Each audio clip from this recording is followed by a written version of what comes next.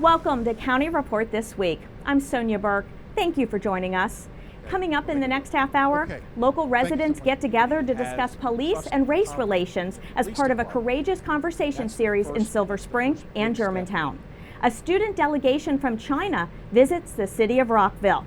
And these fields of sunflowers are the talk of the town in Colesville. But first, Maryland Governor Larry Hogan visited the county this week to announce that the state will be investing $565 million in transportation projects in Montgomery County. And almost half of those funds will be earmarked to reduce congestion along the I-270 corridor. Lorna Virgili attended the governor's press event and joins us with more. Lorna? Sonia, congestion relief for I-270 might be coming sooner than later, according to the governor, early next year. This is Maryland's busiest and most congested highway. 240,000 vehicles travel on I-270 every day. According to Maryland Governor Larry Hogan, help is on its way to ease traffic backups. We're fixing every single structurally deficient bridge in the state. We inherited 65 of them. And we're finally moving forward on every single top priority road project in every single jurisdiction in the state. Today, we're here to announce our plans to invest more than $560 million in highway projects all across Montgomery County. $100 million in new funding for the I-270 Innovative Congestion Management Project to improve travel times. That project should start in the spring of 2017. And another $129 million to construct the Watkins Mill Road Exchange. This is a county that has 520,000 jobs in it, well over 1 million residents, and as a result of all that, the great progress that we made on job retention, we are looking at our life science hub here, and we need traffic relief. I'm delighted that the governor has recognized that, delighted that the Secretary of Transportation has been actively engaged in it. We now have an opportunity to have real solutions with monies and resources, help from the state. Part of the governor's announcement included allocating $160 million for the Purple Line construction to start at the end of this year. And in light of Metro's Safe Track this summer, the governor granted the county $1 million to add additional buses to help commuters during the Red Line repairs that will impact Montgomery in the next few weeks. The county's committing funds and additional buses as well because it is going to be significantly inconvenient. Fortunately, it's happening during the slowest time of the year in August. In Potomac, for County Report This Week, I'm Lorna Virgili. Hundreds of residents attended 2 town hall meetings this week to discuss police and race relations in Montgomery County. The first meeting was held at the Civic Center in Silver Spring, and the second was held at the Black Rock Center for the Arts in Germantown. These dialogues served to address issues such as gun violence and hostility in wake of recent events throughout the country. Participating in the discussion were the Police Department, the Office of Human Rights, and the Faith Community Working Group. But to also recognize that we have challenges that our community needs to continue to confront and face. In Montgomery County, being a police officer is not an easy job. We have different cultures, different languages, different people. And we have many of the problems that people have in other communities. But as a police officer should recognize that there are differences, that people do not fully understand the first time they give an order that they should in fact comply. That there may be language differences. What I am saying between those two positions, in understanding the goodness and the hard work and the professionalism of many police and the vast, overwhelming majority of them, should not be an indictment on all. The Montgomery County Council has scheduled an August 2nd work session to learn the facts behind the county's 911 emergency system outage on July 10th. The interruption lasted approximately 2 hours from 11 p.m. to 1 a.m. and caused community members who dialed 911 to receive a busy signal instead of a standard call taker response. The executive branch has launched an investigation into what caused the outage. It is believed that the interruption to service occurred because of an internal equipment failure. The council's August 2nd meeting will be live streamed on the County Council's website. Food trucks are enormously popular in urban areas, but thanks to a new zoning text amendment approved by the County Council, those vehicles will soon be serving customers in the Agricultural Reserve. Susan Kennedy has our story. If you take a trip to one of the county's many farms in the Ag Reserve in the future, you might not need to pack a picnic. That's because a new measure will amend zoning to allow food trucks to operate in the county's designated areas for agricultural uses. Councilmember Hans Remer sponsored the ZTA. The problem is if you go out for an afternoon in, the farmland reserve, you need to eat. It gets, it's very active. If you want to bring your kids out there, folks got to eat. And so every time I go out there, that's a big part of it is the food. Well, it's really hard to run that side of the business. So if you can bring in food trucks, then suddenly you can offer really, really, distinctive dining opportunities and do it in a way that's just very manageable for the farmers. Councilmember Remer says food trucks on farms can be a way to increase tourism and revenue to the farms themselves. And a bonus would be if the food truck operators could work with the farmers in providing locally grown produce on their menu. Remer's own experience with his family on a trip to Rockland's farms is a good example of how this partnership is a win-win. I know from speaking with the operators of a business that sells gourmet pizza at Rocklands, according to the business operator, the farm makes a lot more money when there's food there.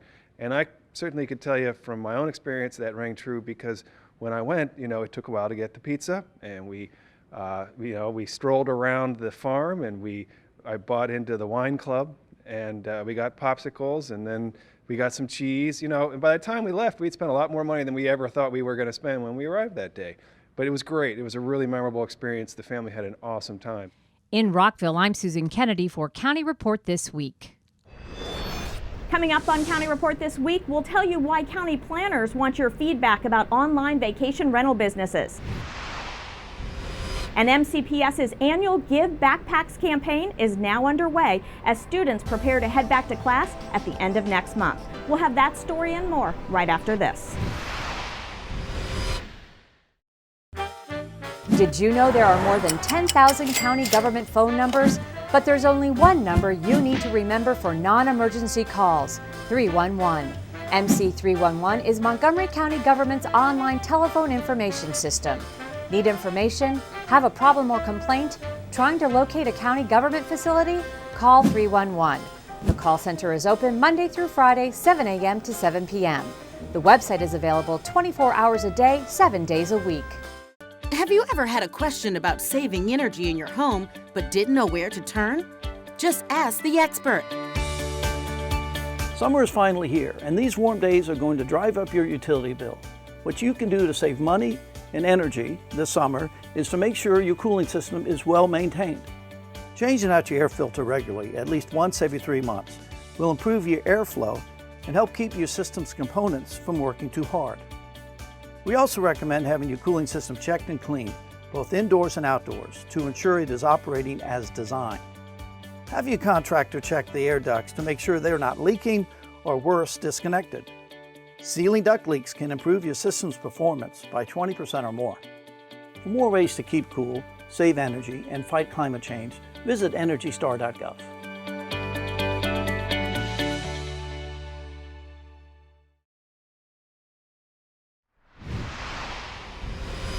Welcome back to County Report This Week. I'm Sonia Burke. You may be familiar with online rental businesses such as Airbnb, Vacation Rentals by Owner, or FlipKey.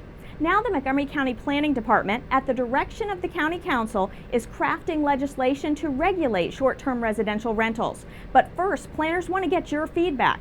Here's a look at one of the Planning Department's first community meetings on this topic. Let's get the community involved in this and see what the community is actually saying in terms of what the council has asked the planning department to do is to really engage the community in a set of laws that they introduced back in February of this year, which basically allows short-term rentals in a expanded capacity in the county. Well, I'm here to take a look at what the legislation is regarding the short-term residential options in the county.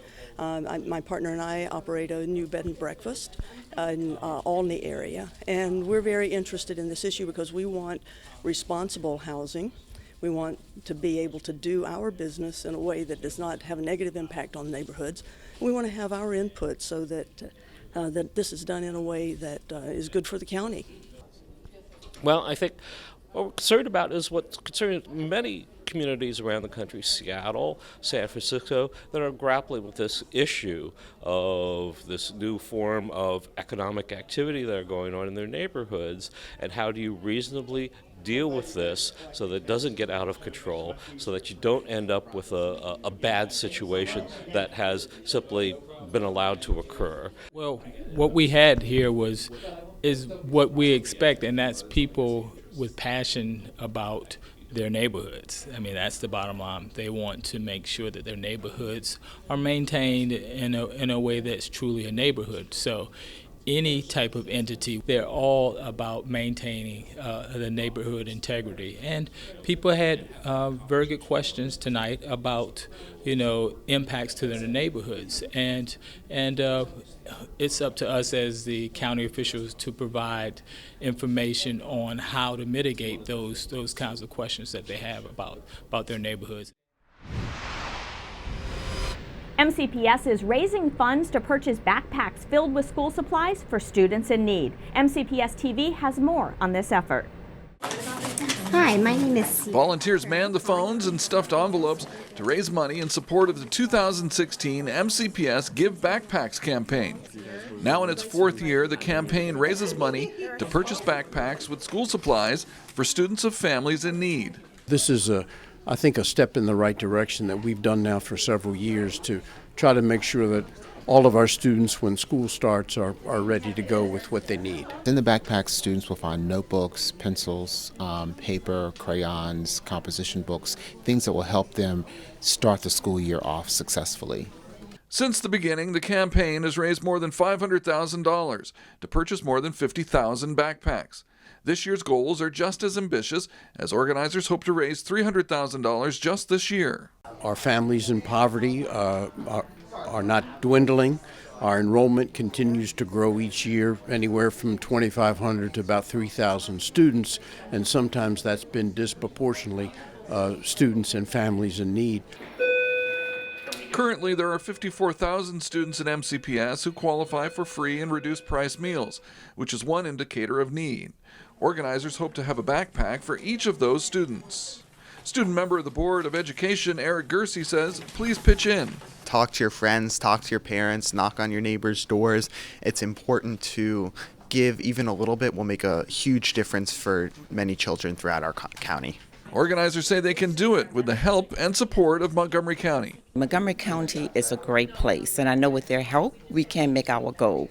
Many students need support with school supplies, and I know with this campaign, we can make it happen. If you didn't get a call during the phone-a-thon, you can still donate by visiting the campaign website at www.mcpsgivebackpacks.org. The first day of school is August 29th in Montgomery County, and it's important to make sure your children's immunizations are up to date before they head back to class. According to the MCPS website, all incoming 7th grade students must receive their Tdap and MCV4 vaccinations prior to the start of the school year. Parents should contact their doctor to make sure their child is properly immunized and submit a copy of the documentation to the child's school health nurse as soon as possible. To ensure all students have a chance to receive the necessary immunizations, the Montgomery County Department of Health and Human Services will hold free clinics for children 18 years and younger throughout the summer. Appointments can be made by calling 240-777-3160. Coming up on County Report this week, a student delegation from China visits the city of Rockville. And we'll show you an extraordinary dance and martial arts performance on stage in Bethesda. Don't go away. County Report this week is coming right back.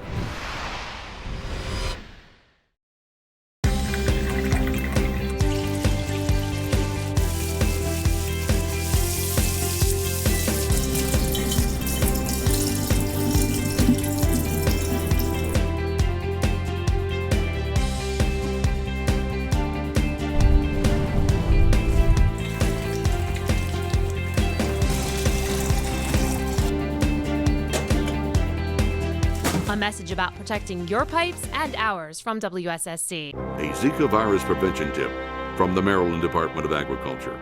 Mosquitoes can exploit the tiniest pools of standing water in your yard and ruin your summer fun.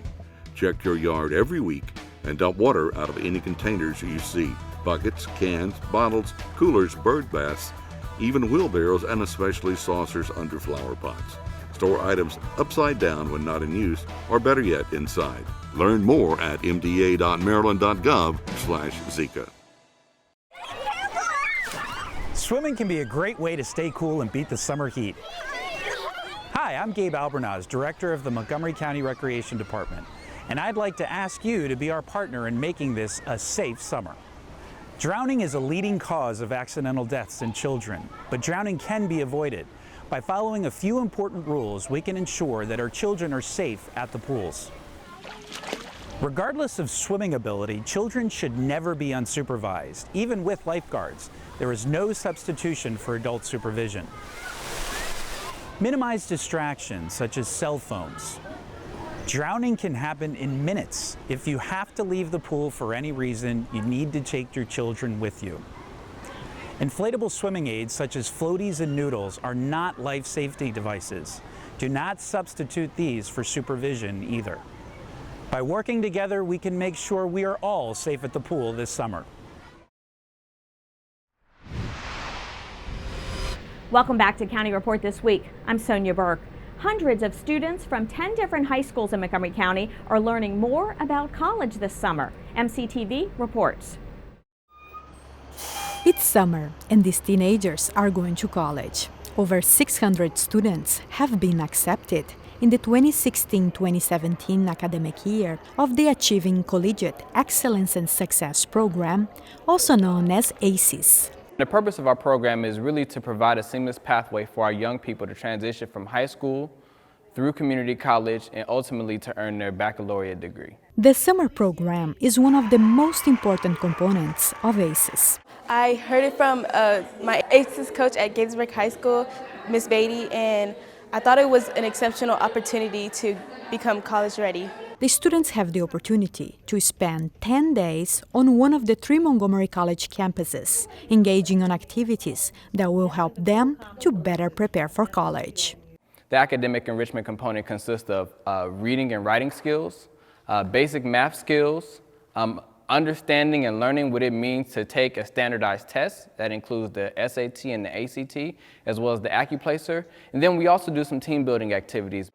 ACES focus on identifying and supporting students who are underrepresented in higher education and those who are the first in their family to attend college. The theme of this year's program is Mission Possible.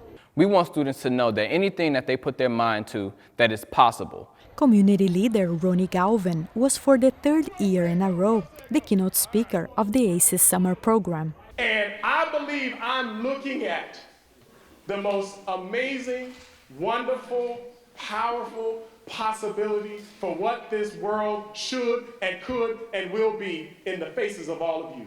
The students that participated in the program also had a lot of fun going on field trips and participating in a talent show. In the fall, when the students go back to high school, they will keep meeting with their ACES coaches so they can continue to plan and prepare for college. For County Report This Week, in Rockville, I'm Danielle Stesky. Chinese graduate students from the National University of Singapore got a crash course in U.S. civics from Rockville city leaders. Rock 11's Willie James Inman has more in this story. Ni hao, Wan Ying, Lai Dao, Rockville. That's Mandarin for hello and welcome to Rockville. And that's exactly the type of warm greeting Chinese graduate students from the National University of Singapore received during their visit with Rockville city leaders. The students were in town to learn about the dynamics between local, state, and federal government. At first, we didn't very familiar with the system that U.S. operate. When we come here, we know a lot about the county government and the city government. Some students described our way of government with just one word: wow. I think this city is very, very wild, and especially environmental and your population and your people. Especially your maybe leader of the city. This is a very different system of local governance in the United States, very different from that back in China or in Taiwan. So it's fascinating. I think they know a lot. The city hopes that meetings like these lead to an expansion of the Sister Cities program and further partnerships with other municipalities around the world. We currently have a friendship relationship with Jiaxing, China. I would love that to become a formal sister city relationship and for us to explore other opportunities with other cities in Asia. For County Report This Week, I'm Willie James Inman. Africa and China are half a world apart, but that doesn't mean the two cultures can't be blended together. As part of a Buddhist orphanage in Africa, 17 children combine African dance moves with martial arts and traditional Chinese songs. The children, who are performing all over the U.S., kicked off their tour at Walter Johnson High School in Bethesda last week. Crystal Park has a story. Africa and China. Two cultures that have seemingly more differences than similarities, but these children from the first Buddhist orphanage in Africa show how two different cultures can come together to make one human experience.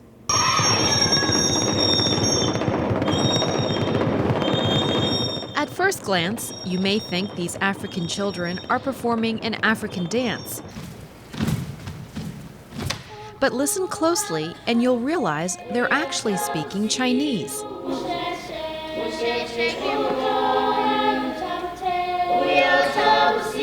They're children from the Amatofo Care Center, or ACC, the first Buddhist orphanage in Africa.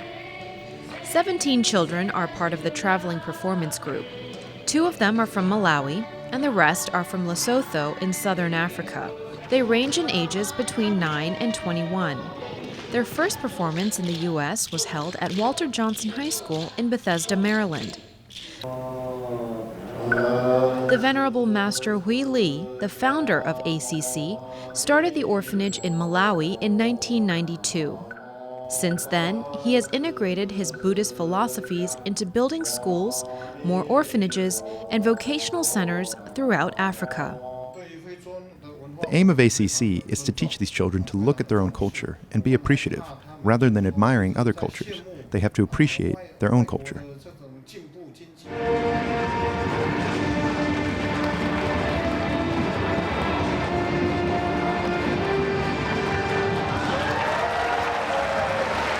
Their performances include parts of Chinese culture, including martial arts,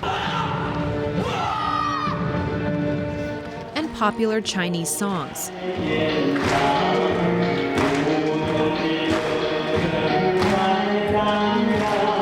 The crowd, who is mostly Chinese, was stunned to see how well these African children spoke Chinese. I brought my family here because I want my kids to know we are just one giant village. They are scheduled to visit 12 cities in the U.S. and Canada. In Bethesda, I'm Crystal Park for County Report This Week. Coming up next on County Report This Week, the Montgomery County Agriculture Fair is just around the corner, and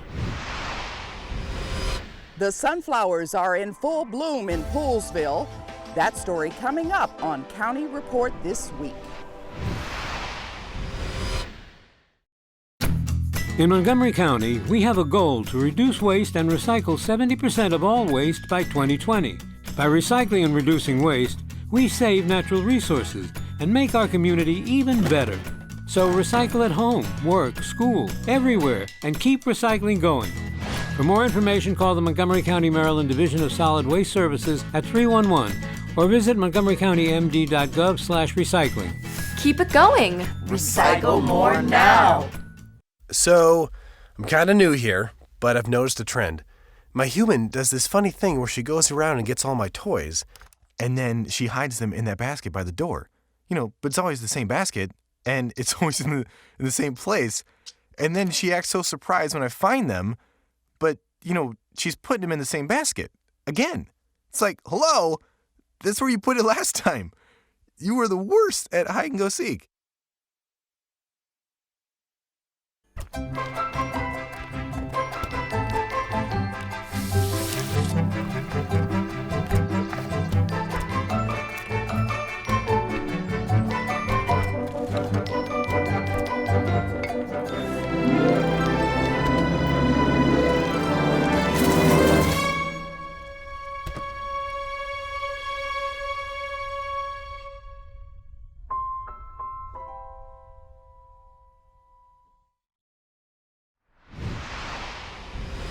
Welcome back to County Report This Week. I'm Sonia Burke. Every summer, nature lovers, photographers, and artists head for Poolesville to walk among acres of sunflowers. Maryland's Department of Natural Resources plants the flowers each year in the McKee-Beshers Wildlife Management Area. MyMC Media's Phyllis Armstrong reports on the joy the sunflowers give some Montgomery County residents. Close up and personal. Sunflowers posing with their faces to the sun. They're very sunny and happy. Row after row of yellow flowers make perfect pictures for photographer Valerie Mayer. I like to do the close-ups and kind of the abstract, the textures that you find in nature. Mayer and her friend Barbara Harner came to Poolesville last year to admire the sunflower fields. As you look at the field right now, you can see they're all facing one direction. And they'll follow the path of the sun then through the day. They return this summer to enjoy walking through the McKee-Beshers Wildlife Management Area.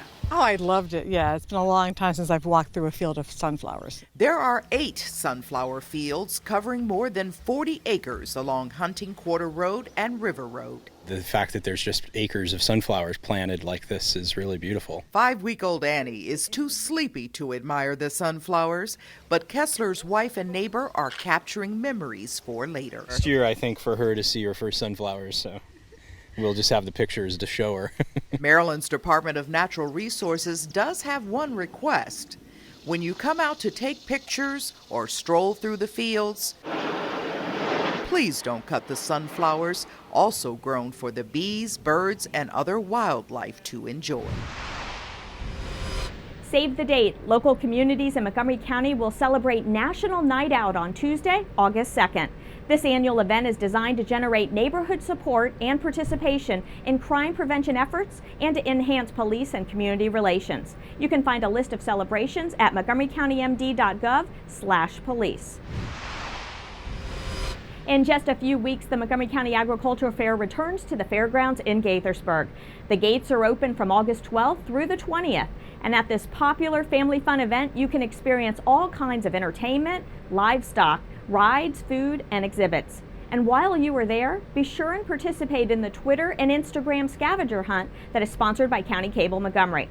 This contest is a fun way to explore the fair, and you could win daily prizes and premium prizes such as gift cards. You can find everything you need to know about the scavenger hunt and planning your visit to the fair by visiting the fair's website at mcagfair.com. With that, we close this edition of County Report This Week. Remember to like us on Facebook and to join us again at this time every week for a look at what's going on inside Montgomery County. We leave you with some images from a recent baseball game between the Silver Spring Tacoma Park Thunderbolts and the Rockville Express at Montgomery Blair Stadium. I'm Sonia Burke. Thank you for watching.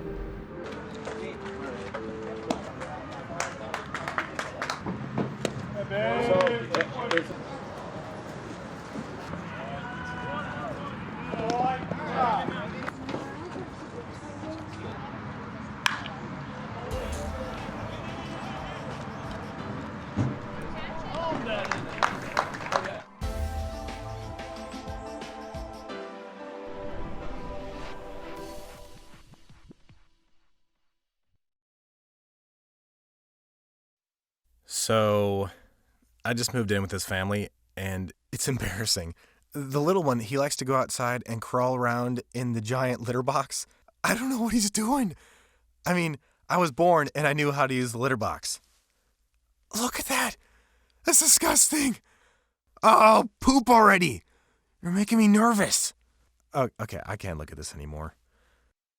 I really hope he grows out of this, for his sake. In Montgomery County, we have a goal to reduce waste and recycle 70% of all waste by 2020. By recycling and reducing waste, we save natural resources and make our community even better. So recycle at home, work, school, everywhere, and keep recycling going.